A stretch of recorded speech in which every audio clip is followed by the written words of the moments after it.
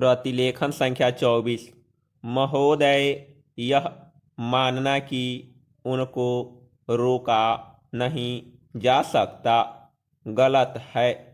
इस महंगाई को रोकने के लिए कुछ विशेष कदम उठाने होंगे, कुछ विशेष काम करने होंगे। एक विशेष चीज जो इस बजट में आई है और जो घबराहट पैदा करने वाली है, यह है कि देश की पैदावार तो बढ़ रही है, देश का विकास तो हो रहा है, लेकिन इसके साथ ही साथ देश में बेकारी बढ़ रही है और ख़ास तौर पर पढ़े लिखे लोगों की बेकारी बढ़ रही है। लोगों का बेकार होना खतरनाक चीज़ है। हमारी स्वतंत्रता के बाद शायद यह पहला अवसर है जब हमारी स्वतंत्रता के ऊपर एक आघात हुआ है और हम जिस प्रकार अपनी स्वतंत्रता की प्राप्ति के समय अपना सर्वस्व बलिदान करने के लिए तैयार थे, उसी प्रकार इस समय भी हमें तैयार होना होगा।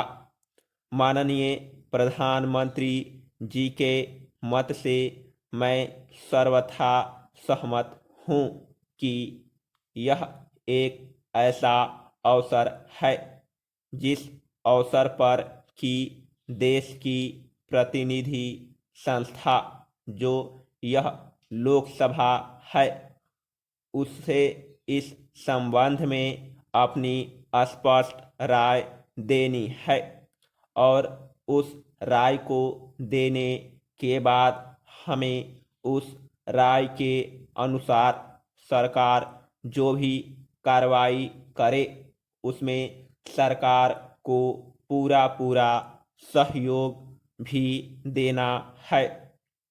प्रजातंत्र में प्रजा के पूर्ण सहयोग के बिना काम नहीं चल सकता, चाहे वह कोई काम हो, छोटा काम हो या बड़ा काम हो।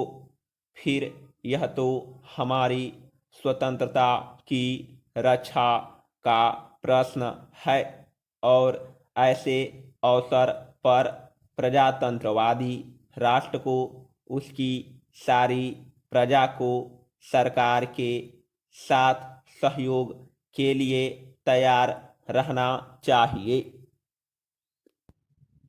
मैंने यह बात कई बार कही है और मैं फिर इसे दोहराना चाहता हूँ कि अनेक ऐसी बातें हैं जिनमें कि भिन्न भिन्न राजनीतिक दलों के होते हुए भी सब राजनीतिक दल मिलजुल कर काम कर सकते हैं। यह ठीक इसी प्रकार का अवसर है। मैं अपने प्रधानमंत्री जी की वैदेशिक नीति का कड़ा भारी समर्थक रहा हूँ और कल इस सदन में इस संबंध में जो बहस हुई उससे भी यह पूरा परिणाम निकाला जा सकता है कि जहाँ तक हमारी वैदेशिक नीति के सिद्धांतों का संबंध है, वहाँ तक इस सदन का कोई दल, इस सदन का कोई भी सदस्य उन सिद्धांतों के विरुद्ध नहीं है।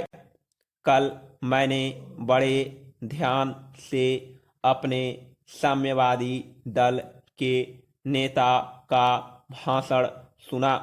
उन्होंने यह कहा कि मूल प्रश्न हमारी मूल नीति के समर्थन का है